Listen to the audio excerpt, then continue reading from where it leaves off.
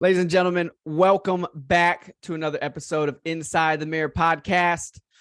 I'm your host, Kyle David. If you didn't know, you do now know. Hey, I am back with another exciting guest. I say that every time because it's the truth every time, except when it's me. I don't ever intro myself as the exciting guest. That's probably a little bit arrogant. But today I have Mr. Joe Codiroli. He's a family friend. He's somebody I look up to. He's somebody that supported me and my family for a long time. And if you've listened to this podcast for any amount of time, you know I love my family and I love people that also love my family. So Joe Codiroli is here today. I'm excited to get into it. Joe, thanks for being here. Good morning. Good morning. Good morning. Well, hey, like we said before, let's just get into it. Can you give us the origin story of who is Joe? What's the journey been like? And update us. All right, I could do that. Who is Joe? So let's see. I was born in the early 60s up in New Jersey. I was just explaining it's the most densely populated state in the country. So you're people on top of people. So I grew up 30 minutes outside of New York City. So growing up was kind of cool as a teenager. Was a lot of trips into New York City to see what's happening there, go to concerts and sporting events. So it was kind of a exciting area to be. But grew up in a family. My parents grew up there right there in New Jersey. I had there are 4 kids. I had 3 siblings. I am number 1, 2, 3 in line. My parents are my grandparents came from Italy. My grandmother came from Italy. My grandfather came from Switzerland, so he's Swiss Italian. So I grew up in a kind of a big Italian, Swiss Italian family. So a lot of family reunions. My dad had there were 7 of them. And all of them lived right in the area. So we had always had big family reunions. So a lot of cousins, close with my cousins. So a lot of fun upbringing. Went to college at Virginia Tech down here in beautiful Virginia. I started at Rutgers for a year and a half, but then transferred to Virginia Tech, where I met my beautiful bride. Majored in aerospace engineering because I had a technology engineering interest and loves things that go fast. So airplanes was part of that. So from there, I went in the Air Force. Actually, when I graduated college, I went in the Air Force as an engineer and spent a lot of time in very exciting programs, flight testing, new aircraft that were coming out. Just an exciting career. Spent 20 years in the Air Force. Had a wonderful career. Loved every job. Not every day, but I loved every job. Hey, thanks for your service there. Oh, thank you. Appreciate that. And it was in my time in the Air Force when I was down in Oklahoma City for 3.5 years that I met the Crabtrees, your family, and got to know your family very well. Got to watch you grow up as a young little guy. Wow. About the same age as my boys. So it was fun having that tie and having an interesting tie with you on that. So I after 20 years of just loving the Air Force, I retired in 2004. And then in 2005, took about a year outside of the defense industry. I had started a company just before I retired from the Air Force. My wife and I bought a franchise, a Curves for women. We bought a franchise, so we owned a couple of workout facilities there. And so that was about a year and a half before I retired. We bought that, kind of set us up as for some retirement income maybe.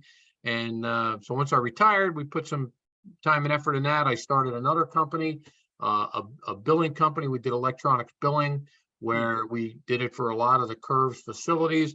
They've had a very arcane way to do billing, so we brought some technology to that. So I worked that for a couple of years, and then kind of got dragged back into the defense industry after I got out of the Air Force. My old boss, I saw him at a retirement party for another guy we worked with, and he asked me if I would come back in as a consultant because it was we had the war with Iraq that was going on. Things were very busy at that point. My last job was in the intelligence sector of the Air Force, working in a joint environment. So working with Marines, Navy, Air Force, Army, Coast Guard. So very, very exciting times, especially busy times with the war going on. So my boss had asked me if I would come back in and help out. So I started a small company, went in as a consultant, and from there started to grow to the point we had about 10 employees. Hmm. Still up there working in the defense sector. Still have that company now. We're about half that size, down to about 5 employees. So we're a little bit smaller right now. And then I did a couple of other business ventures. I've always had even though I was in the military for so long, always had an entrepreneurial desire. So I was Hmm. always doing little things on the side. And then that's what I did once I got out. So, Mhm. flip some houses. I love doing work on houses. I love that creative project. My dad was a blue collar construction guy. Hmm. So I learned some things from him over the years. Sadly, he's passed about 2 years ago, but the joke was always, I would call him all the time and he'd always answer it, 24-hour construction helpline. And so I would call him with all kinds of strange questions and he'd help me out with that. So I Oh, took that's some of cool. that from him. And here we are today, down here in Richmond, Virginia, the center of Virginia. And we are just loving it. We've got 3 grandkids, 1 more on the way. And life is grand. Life is I grand. love it.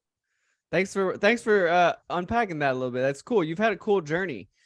I have. So I was gonna ask you that, and you kind of mentioned it, right? The entrepreneurial tick, if you would call it. So do you still have the curves, by the way? We did not know. We sold those. Uh-huh. Sold those, and it was a great investment for us. So we Awesome. got out good. I love it. So so you said you always had that entrepreneurial kind of tick in you. What did that look like when you were still in the military? Were you doing things you said maybe on the side? There were the whole network marketing, right? When people Mm, know network, there's all kinds of companies that have network marketing. hmm. People that the naysayers say it's a pyramid scheme, because it's Right. one person gets other people. So we did a couple of those. We did Amway for a little while. Hmm. We did. There was one for a phone company. We did that for a while, and it was Hmm. always little things on the side. Nothing that would detract from my military. That was always Hmm. my main career. But just things on the side to. I don't try to build something on the side. I was always interested Yeah. in building something. The funniest thing was it was in Oklahoma City. Even a guy I met at work. We always talked about business, Hmm. and there was some. The company was it was gumballs, and like small vending Really? machines. You would set these up in restaurants. When they're waiting and stuff. And we Uh-huh. went to this seminar. We got real excited about that. So I almost bought into the gumball world, but gumballs and candies. But it was just always looking for something to try to Mm, build something else, maybe to build I don't know, build a legacy, build some extra income, hmm. just building something, Yep. was always of interest. I feel that. I'm very much the same way. I'm always doing something. I'm always up to something, whether it's my podcast or selling something. That's why I wanted to ask you about that. Now, last time, like when we talked on the phone, maybe 6 months ago or so, aren't you into another business now as well? Yes, yeah, actually a few. So I've got Yeah. one of them. It doesn't take a lot of time, but my son and I both we invested and bought a good sized beach house down in North Mm-hmm. Carolina. Okay. And it was a stretch to get it, but we looked at it, and the rental income it brought in, pays for itself and a very nice return. But we get to go down there, many weeks throughout the year, usually on Mm, the off season, to do some work, which I love to do. And there's less people down there, so we do that. We run that as a business, and that's mm, been very profitable for us. We've had that for about 2 years, and then about a year and a half ago, I bought a medical equipment company. mm, We buy the capital equipment. We provide the capital equipment for like clinics that are outside of hospital, ambulatory surgical centers, mm, a lot of vein clinics, cardiac clinics. They have big piece of equipment in them, $500,000 of equipment. Those equipment manufacturers then bring us in and they say, hey, we've got this partner we work with, which is us, and they can get you everything else. So we put a quote together, which wheelchairs, tables, stretchers, blanket warmers, wheelchairs, trash cans, all of that other capital equipment they Hmm. need, and we provide that. So we're a broker, a wholesaler, and we have set up several hundred facilities around the Hmm. country. We purchased. I have a partner, a younger guy, he's about your age, or even younger than you, a family friend, Hmm. and he had the opportunity to buy the business from his uncle. So he and I are doing it together. We purchased it middle of 2021, Hmm. and I do a little bit of work. The other guy does most of the work, but he's knocking it out of the park, and he's doing very well for himself, and we're kind of growing this business together. I like it. Yeah. How do you, so you said as a family friend, because I was going to say, how do you get into something like that? But just relationships sounds It's like. it's relationships. Yeah, I was, and again, it was his father, this guy's father. He and I are great friends. We met him at church. He and I ride bicycles together all the time. We do usually 1 or 2 trips a year, a Mm, weekend or a couple of days where we'll go on a bike tour somewhere. mm, And again, like your family, I watched this kid grow up from a little, mm, little kid. He was same age as my daughter. And then it's neat to watch him progress as a man and become mature. And he was very business minded, mm, and so he and I talked a lot. And he went to work for his uncle, and then the uncle wanted to retire, so he started talking to me and asking me for some advice. And next thing I know, I'm like, well, why don't we partner up and buy this business? there you And go. and we did. So there we Bang. go. Yeah. You, this is an observation. You're a very vibrant person. You're very like positive, full of energy. You got a lot of wisdom. Where does the vibrant, like positive outlook come from? Were you always like that? Were your parents like that? You just found that in yourself at some point? My parents were always positive. My mom especially. There was, you never heard a negative word from her. Hmm. She's about to turn 90, and she's still, she's lost a step. She's had a small stroke, which has affected her memory, but Hmm. she still has a rosy outlook, Hmm. and she's never had a negative word for anybody. And growing up in that environment, I think, we're products of our environment. A lot of what Mhm. we are, and growing up in an environment like that with incredibly supportive parents for whatever I decided to do, and ones that were always positive about everything, Hmm. is a big part of that. They Mhm. always stressed family. We always had good family relationships, and I think a lot of it comes from that. That makes sense. Yeah, I think you're right. Being a product of your environment is kind of something you can't escape, right? Right, Positive or negative. right. How about your faith journey, right? Like you mentioned church. I know you're a man of faith. I'm a man of faith. Uh how has that played out in like over the years, right? Just whether it's in business or just in life. Like how has your faith affected just the journey that you've been on? So I think your faith is a very strong rudder to Hmm. keep your life. Like a rudder is a small in physical size, but it controls the boat. It keeps Mm-hmm. it keeps this big entity in a certain direction. And I Hmm. think your faith um, helps be that rudder that keeps you on the right path. And I always didn't have it. I mean, I grew up in a Catholic household, but I didn't really understand the value of that for quite a while. It wasn't until I was a junior in high school. I was kind of a wild kid, not a no drugs, no drinking, but I was a hellraiser. Hmm. And I was kind of a cut up in class and a bit of a troublemaker. A lot of vandalism as a kid running around on the streets of New Jersey. A couple of times in juvenile court, for some stupid things that I Hmm. did. And I look back and I go, why'd I do it? Well, because I was 16, I guess, and that's what 16-year-olds do, is stupid things, and I don't care about other people. Hmm. So when I was 17, the girl I happened to be dating, her family, strong faith, and her mom, a shout out to Judy Snyder, kind of forced me one night to go to this Christian concert that her daughter, my girlfriend, was going to. My girlfriend had asked me to go. I'm like, nah, I'm busy. I'm working on my car. Well, her mom called me and said, oh, what time am I picking you up? And she kind of forced me. She wouldn't drop it. And so I'm like, oh, okay, I'll get cleaned up and I'll go.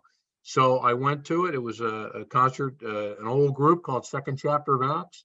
Hmm. And in there, listening to them after the songs talk about, personal relationship with Jesus Christ. And it just tugged at me and made Hmm. me realize, hey, that's something I want. Hmm. And from there started my faith journey. And her family was really instrumental in helping me understand what that meant and helping me keep my rudder in the right direction. And then from there, it's just I won't say I've never strayed from it. I won't say I've always, in periods of life, you're a little stronger and weaker and stuff, but I've always had that faith that kept me grounded and kept me generally in the right direction. Hmm. Um, so that's kind of how it started, and that's put my rudder in the water and kept me in that direction. That's a good way to put it. The rudder. This will go on the internet. That clip right there. I have to clip that. That's wise Right. words.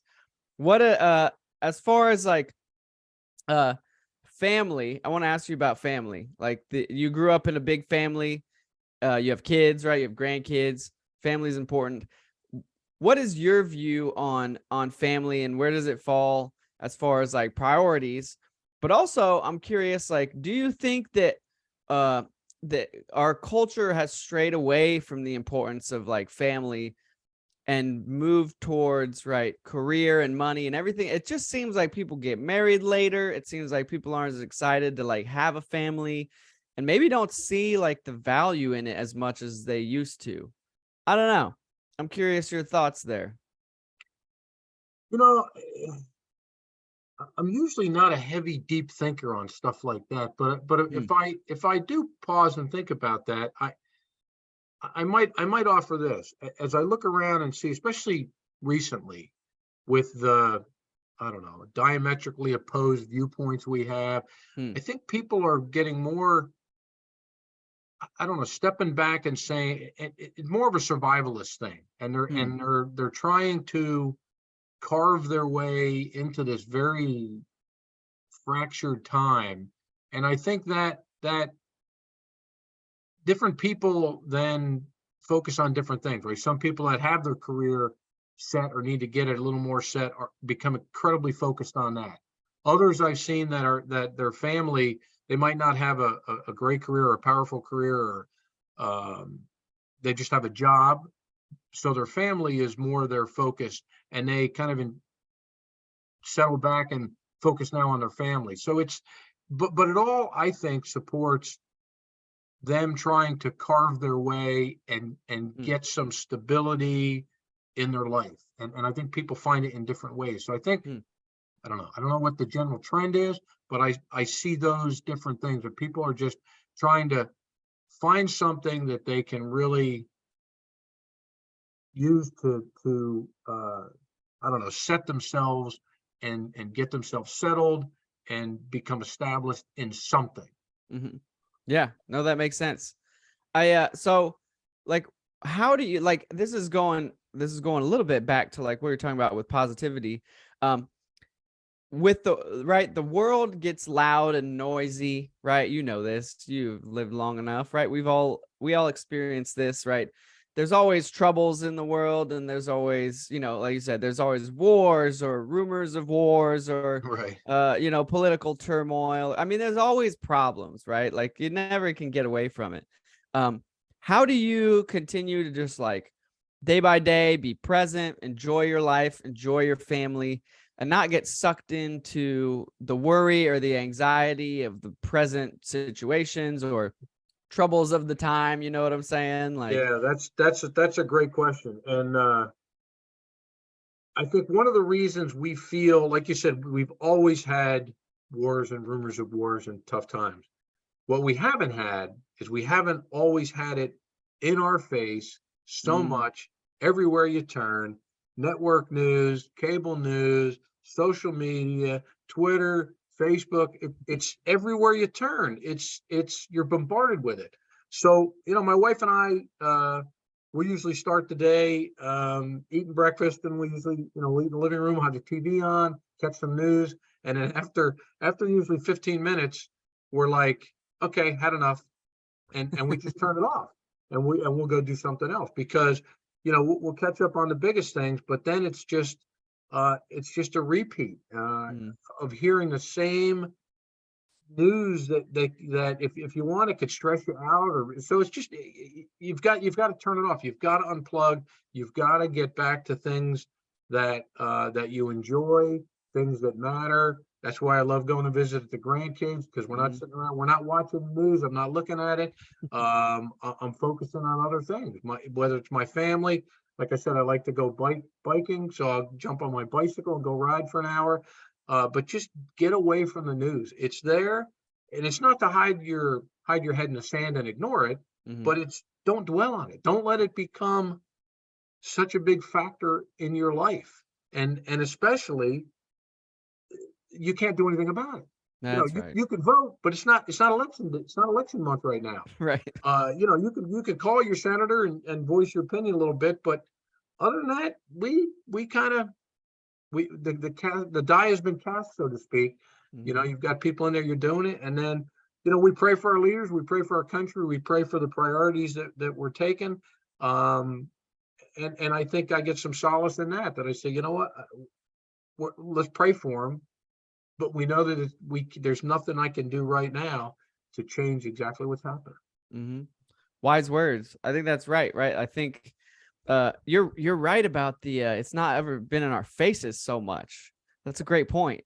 Right? I think like we said, there's always problems, local problems, national problems, global problems. But yeah, just in our face so much. I think I'm reading this book called The Ruthless Elimination of Hurry. And Hmm. it's really about just the culture that we live in that's become so hurried and angsty, right? For myriad of reasons, media, news, just the pace of life that we live at. It's consumeristic culture. It's fast, fast, fast, get things.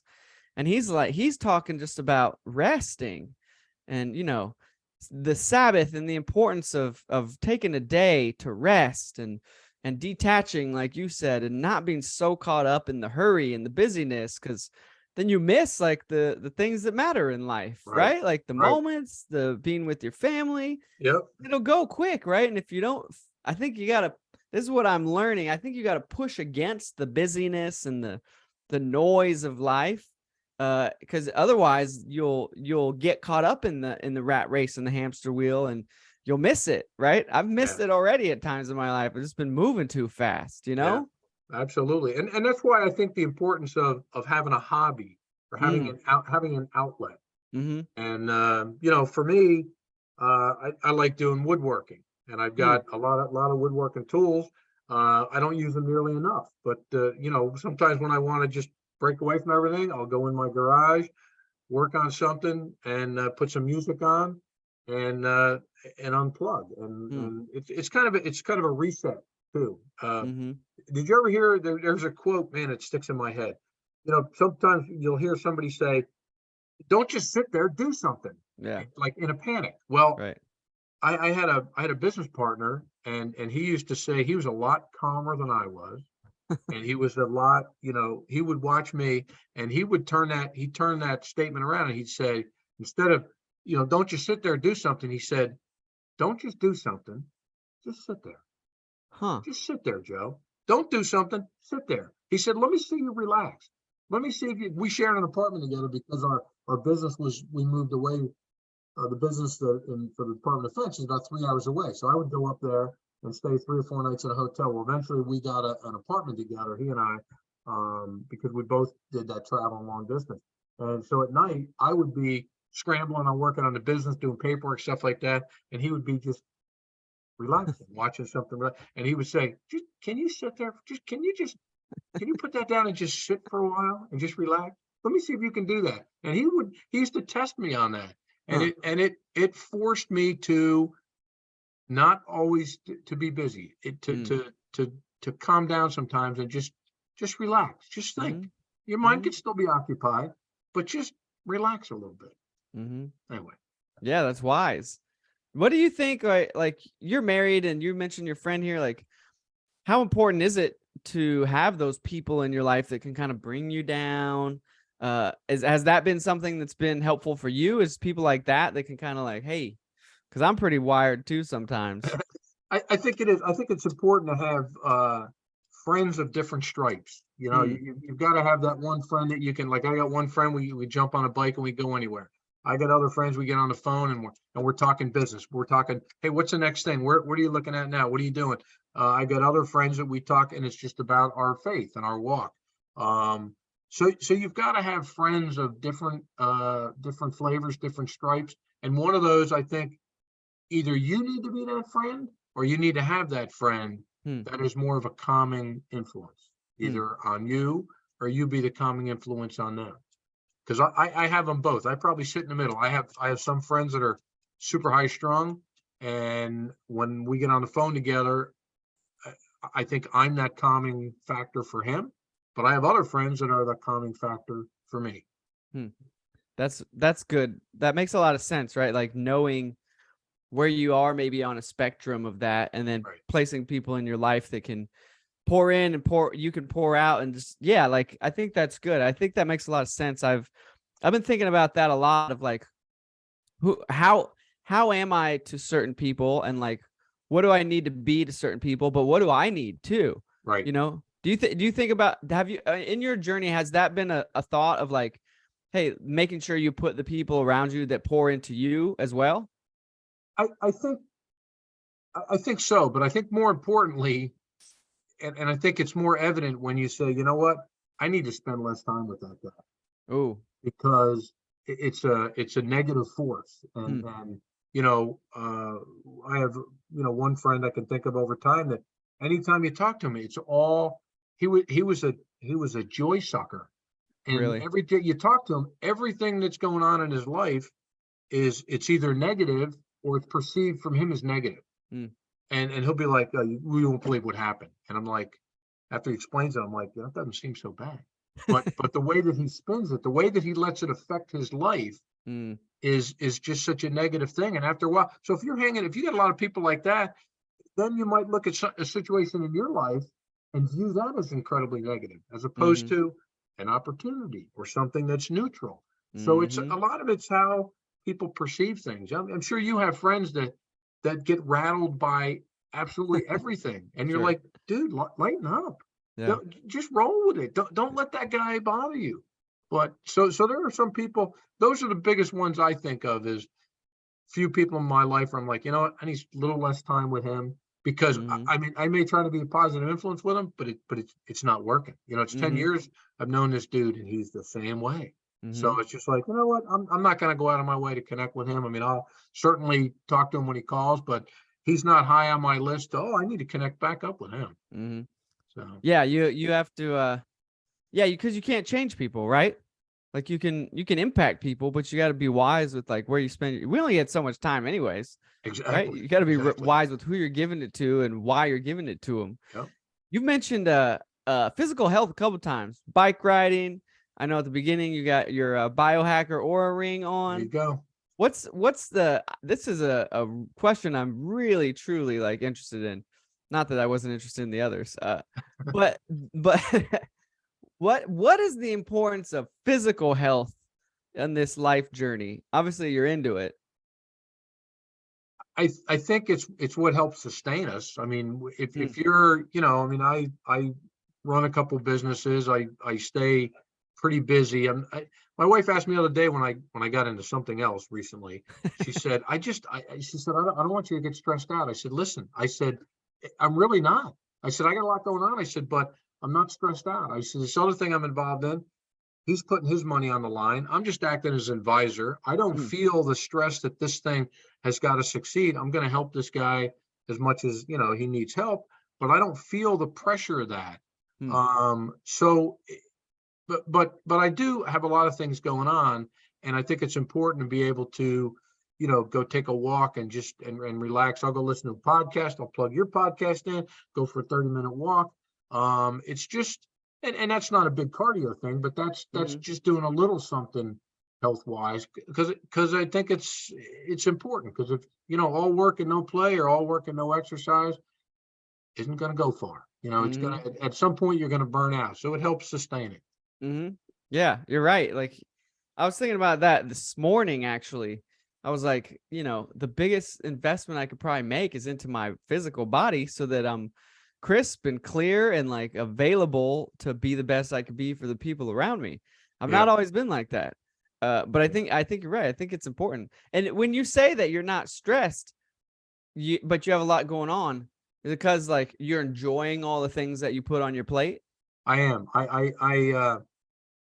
There are a lot of things I say no to. Hmm. Um, and over time, I think I'm exactly where I wanted to be. Hmm. I remember, we took a Franklin Covey, the 7 Habits of Highly Effective People. I Hmm. was an instructor for that in the Air Force many years ago. But the first time I was in that, we had to write down our kind of our life goals. Hmm. And the life goals that I had were, I want to have free time, or flexible time. I wanted to have, enough money to do things with my family, and I wanted to be able to travel and enjoy my family. Hmm. And I'm exactly where I want to be with that. I think God has blessed me. I don't take anything for granted. I mean, I love every day I have. I'm thankful for every day I have, and it's a good place to be, and it's a good balance that we've struck. But I don't. The things that I do are the things I choose to do, Hmm. and I think I'm doing them at the level that it makes it exciting, but it doesn't put undue stress on me. Hmm. That's good. How do you decide what to say no to? The biggest thing is usually it's two things. One is time, right? I Hmm. don't. We had a big saying in the Air Force, and people use it other places too. But I remember saying, you know, let's not overcommit, right? We'd rather overpromise. We don't want to overpromise and underdeliver. Mm-hmm. So if it's, I mean, I've said no to some things at one of our past churches. They wanted me to be I don't know what it was, a deacon or something, Mm-hmm. and it was a lot of time commitment. And I said, I love this church. Don't get this wrong. I said, but I don't have enough time to do it, and it would just you're going to expect too much from me, and it's going to be a disappointment for you, and it'll be stress me out because I'm not being able to do what I want. So I'm just going to say no. So Mm-hmm. as hard as it is to say no, it I'd rather say no and have that be a big disappointment than say yes and then get involved with something and then be a continual disappointment. Sure. But part of that, I think I've gotten better at saying no, and part of that is wisdom and Mm-hmm. having confidence in you're saying it for the right reason, Mm-hmm. you know? Yeah. There's a Steve Jobs quote. I can't quote the exact thing. I'll butcher it. But the idea of it is he said the most important decisions you make are actually the things that you say no to, not the things you say yes to. Because the Mm, things you say no to make room for the things you actually want to say yes to. You yeah, take on too many no's, you don't have any room for the yeses. that's a great idea. Yeah, great. I like that concept. He's not a stupid guy, it seems like. Right, Uh, right. well, like some selfish questions here. Like, what do you say? What's some advice or wisdom for somebody like me? Right, I'm younger. I am kind of like you. I want to build things and do things. Right, I'm at a startup company now, so I kind of get to build something. You know, it's not my total thing, but I'm part of it, so that's exciting. But what's the wisdom and advice to somebody that's like so? I think this is the question. I'm always like ready to get there, right? I want to be there. I want to be you, right? Like I want to be like, with the money and able to like travel with my family and just freedom and all the things. What's some wisdom or advice for me on my journey so that I enjoy it and still achieve, but don't lean too heavy on one side or the other. Does that make sense? It does. And I think, when I sit around with, some of, now that I'm an old guy, right? I sit around and No, with other older, old now guys, old. and we talk. And one of the things that we see in this younger generation is, and this is a big generality, right? So I'm not saying it applies to you, No, we'll take but it's it. big generality, is that they want it right now. They Yeah. want that success right now. They want to live better than their parents right now. Well, you know Hmm. what? It takes a lot of work, and it takes some time. So part of it is, if I could distill it to a couple things, is one is you've got to be patient, and you have to have realistic expectations, and you've got to put the work in. I mean, all my time when I was in the military, I was either reading, positive mental attitude books or success books or how to do this better. And it was all of it was working on myself to be a better me, because, being a startup, I'm sure you've heard the term before. What's the value proposition? You have to know what the value proposition is before you can get customers and clients. Well, you know what? You've got to work on your own individual value proposition. And you're your own walking billboard, right? That means you show up on time, you put in the work, you shut your mouth when you're supposed to shut your mouth, you open your mouth when you're supposed to open your mouth. But you've got to do all those things, and people are watching you the whole time, and always be looking for opportunities. The startup you're involved with, we talked about that a little bit. There may be some spin-off ideas where you can go, you know what? Here's a niche over here. I can probably start to, cultivate something over there by not taking away from what I'm doing here, not draining, not doing anything against my company, but I could create a little niche over here. So you got to be looking for those opportunities. But the entire time, it might be the greatest opportunity, but if you haven't been working on yourself, if you haven't been building your value of yourself and your value proposition, you're not going to be able to make that opportunity turn into something for you. That's good. I like that. I like the your personal value proposition. Yeah. I've never heard it put like that, but that's really good. Yeah, being in the startup world, right around a lot of these guys that have done some big things, they say the same thing. Like, they're farther ahead than me. Same thing. Our founder, he's done a lot of things, made a ton of money. And I had a meeting with him the other day. He told me almost the exact same thing. He was like, Kyle, all of it is going to come from the work you do on you first. Yeah. That's wow. There's a lot of wisdom to that. I think you're right. Well, I know you're right. Because just like reading and studying more successful people, all of them are like, hey, it's personal development first. It's becoming the person that can, start a big company or can make, millions of dollars. You got to become that person first before you actually see the thing come to fruition. Right. Wise words. And we see, what we see success stories. But what we never see is we don't see all the work they put in to get there. I was reading an article just yesterday about Michael Jordan, and they were talking about how much money he's going to make, projected to make from Nike. That's his big line, his big endorsement in the year 2030. And the number was astounding. It was several $100 million a year. I think it was $600 or $700 million a year he's expected to get from Nike by the year 2030, if they grow the way they are. But and you look at that and you go, wow, that guy's got it made. He's got, but what we never see is we don't see the 2 million foul shots that he took in the dark at his school with the chains hanging from the rim when he was a nobody. We don't see all of that stuff. The running the steps and all that. All we see is the lights and the fame and the money. And that's the same thing. And I won't say people get disappointed when they look at that, but they're like, oh, why couldn't I be like that? Well, you know what? Go work on yourself. Go take your own, foul shots in the dark, which means, go listen to your podcast, go read some more books, go work on all those things. That's all the stuff that we don't see that creates a foundation for those people that have that great success in the limelight. And I think what you said also about being patient is really good. I think that's right. Like, that's even like some biblical wisdom there, patience, like not being in a hurry, not worrying about tomorrow, all these things that we kind of know and hear. We don't really, we don't always implement them into our lives. I know I'm like, don't worry about tomorrow.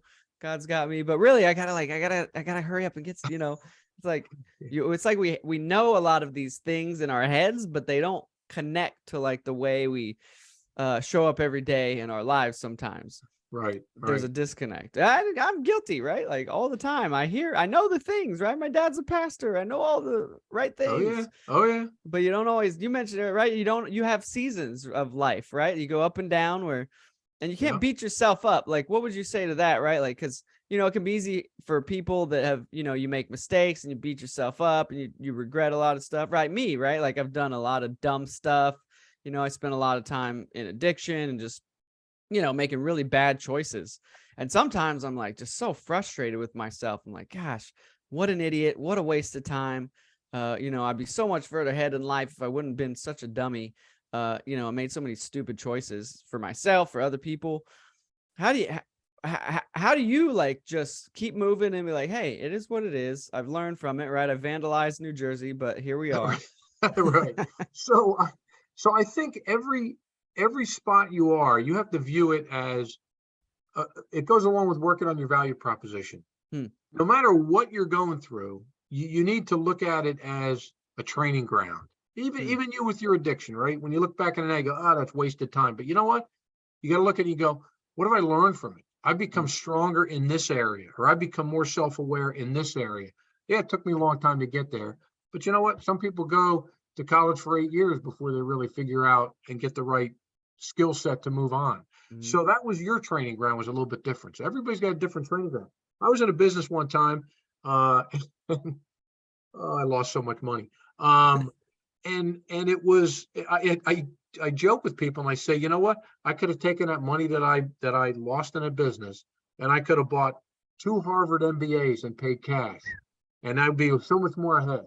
But then when I look at it, those lessons that I learned from losing all that money are lessons I will never, ever forget. They are entrenched in my brain because you know what? Because it cost me a lot.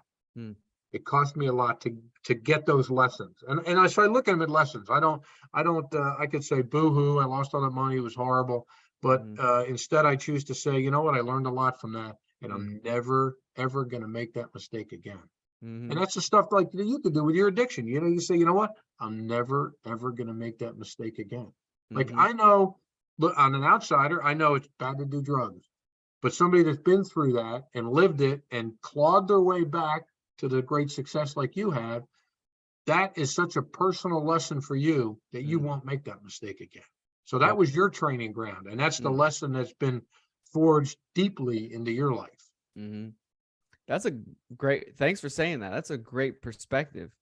That's really what it is, right? Kind of like what sounds like what you're saying is just like how you view it.